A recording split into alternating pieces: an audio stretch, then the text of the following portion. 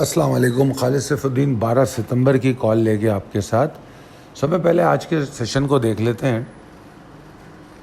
आज का सेशन आगाज़ के साथ ही 46,073 के ऊपर नहीं रुक सका, ये आपके सामने है। और मैंने स्पेशली कॉल में ये बात कही थी कि 10:15 साढ़े 10 के बाद की बड़ी अहमियत है, तो वो हमारे सामने है कि उसके बाद मार्केट उसके ऊपर नहीं ट्रेड कर सकी, जिसके रिज़ल्ट में हमें मार्केट में गिरावट नज़र आई और मार्केट ने लो बनाया 45,678 का। मगर वो इतना फ़र्क इसलिए नहीं पड़ता हमें कि अगर आप नोटिस करें तो मार्केट में जो 595 का जो लेवल मैंने बताया था वो सिक्योर हुआ है।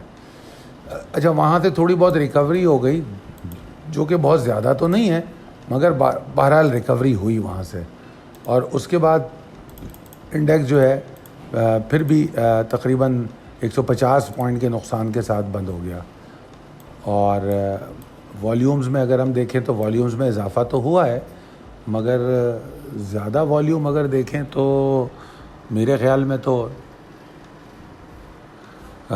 उसके वॉल्यूम हैं बैंक अल-फलाह के, जो सब में ज़्यादा थे। और यहाँ मैंने वॉल्यूम्स भी शेयर किए हैं।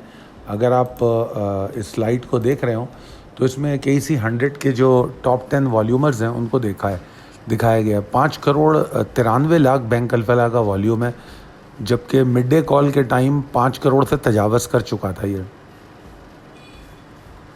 फिर उसके बाद कराची इलेक्ट्रिक 1,46,00,000 है।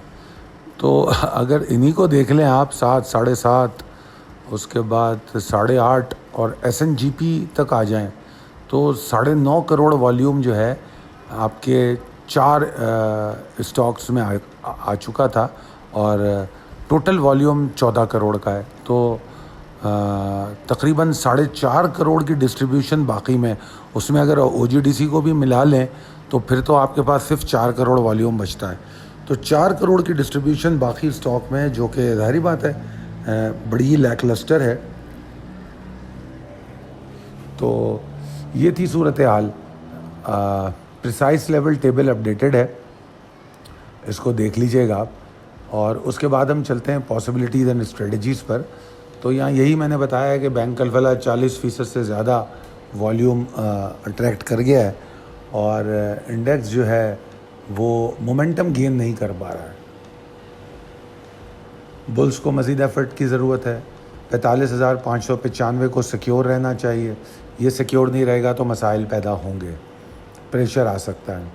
अब आने वाले सेशन में फिर अगेन वही 46,073 का जो लेवल है वही हमारे लिए अहम होगा। उसके ऊपर अगर मार्केट ट्रेड करे तो अच्छी बात है, और अगर नहीं करती तो फिर मार्केट में वही लैकलस्टर बिहेवियर है। अगर क्योंकि अभी अब तक हमारे पास लिमिटेड रेंज के सेशन चल रहे हैं, तो वो लिमिटेड रेंज का सेशन हो सकता है। और अगर 45,595 टूट गया तो फिर सेशन जो है थोड़ा सा सेलिंग भी आपको दिखाएगा, वॉल्यूम्स भी दिखाएगा और बड़ी गिरावट हो सकती है। और बड़ी गिरावट का मतलब कोई 1,000-2,000 पॉइंट की बात मैं नहीं कर रहा, मगर बहरहाल कंपैरेटिवली आपको ज़्यादा गिरावट मिल जाएगी। ऐसी सूरत में आपको सिलेक्टिव रहना चाहिए, शॉर्ट ऑन स्ट्रेंथ पे तवज्जो देनी चाहिए, या फिर जो एक्यूमुलेशन कॉल सितंबर पोर्टफोलियो की दी है उस पर तवज्जो देनी चाहिए। और आपको ये बात समझनी चाहिए कि मौजूदा जो मुआशी सूरत हाल है और जो सियासी टर्मोइल है और डॉलर का बढ़ना और फ्यूल प्राइसेस, गैस प्राइसेस का बढ़ना, इन्फ्लेशन का बढ़ना, इन तमाम चीज़ों के बावजूद अगर आप फोकस और टारगेटेड रहे हैं जून पोर्टफोलियो में, जून एक्सटेंशन में और अब सितंबर में, तो फिर इन हालात में भी आपने मार्केट को परफॉर्म करते देखा है। वैसे तो मार्केट ने 9,500 पॉइंट की रैली की ली, उसके बाद फिर 49,404 से हमने इसको नीचे आता देखा।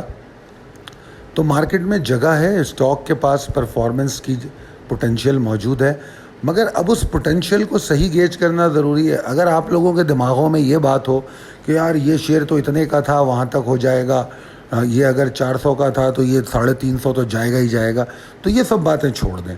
ग्राउंड रियलिटीज़ में जो सेल्स ग्रोथ पे फ़र्क पड़ रहा है, जो सर्कुलेशन ऑफ पैसे में जो फ़र्क पड़ रहा है, उससे बाइंग पावर इफ़ेक्ट कर रहा है, जो आपका इससे फ़र्क पड़ रहा है, क्या कहते हैं, जो आपका जो प्रॉब्लम आ रही है उसमें प्राइस में, तो उससे जो फ़र्क पड़ रहा है, उन तमाम चीज़ों को अगर जहन में रख के आप टारगेट सेट करेंगे तो फिर इंशाल्लाह मुझे उम्मीद है कि आप सही टारगेट बना सकेंगे। फ़िल वक्त मुझे 46,220 335 एरिया क्रॉस करने तक बुल्स में मोमेंटम गेन होता हुआ नज़र नहीं आ रहा, और अगर 46,073 के नीचे मार्केट है तो मार्केट लैकलस्टर ही रहेगी।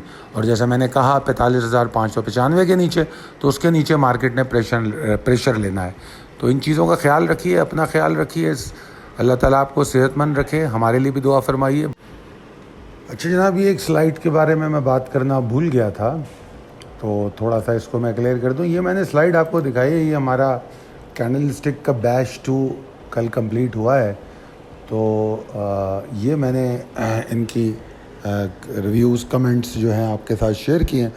असल में इसको दिखाने का मकसद यही है कि आप लोग ये बात समझ सकें कि मार्केट में डिप्रेशन लाने के बजाय कि आप अगर हालात ख़राब हों तो डिप्रेस हों, बेहतरीन काम यह है कि अपनी स्किल इन्हांसमेंट में काम करें।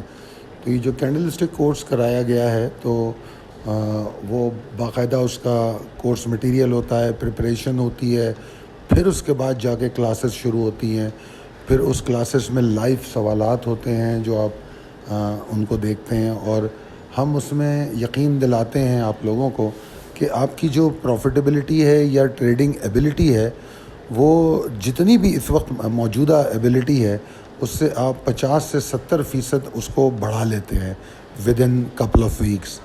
तो यकीनन और कमेंट्स भी जो आएंगे हम आपके साथ ज़रूर शेयर करेंगे। ये कल कोर्स ख़त्म हुआ है और हम अगला बैच फिर तैयार करेंगे। लोगों की अगर रिक्वेस्ट होगी तो हम ज़रूर तीसरा बैच भी लेकर आएंगे, और उसके अलावा जो ट्रेडिंग के हवाले से भी कोर्स है वो भी मौजूद है।